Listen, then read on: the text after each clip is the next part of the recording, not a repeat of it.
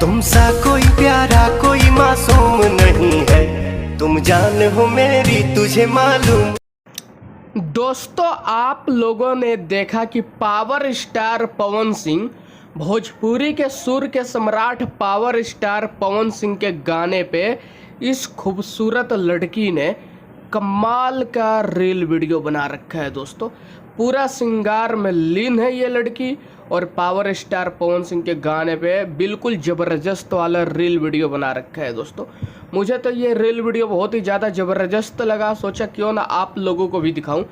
दोस्तों, मैं गाने का आवाज़ तो बहुत ज़्यादा आप लोगों को इसलिए नहीं सुनाया क्योंकि कॉपीराइट लगने का खतरा है गाने का। बाद बाकी दोस्तों, रील वीडियो बहुत ही बढ़िया है।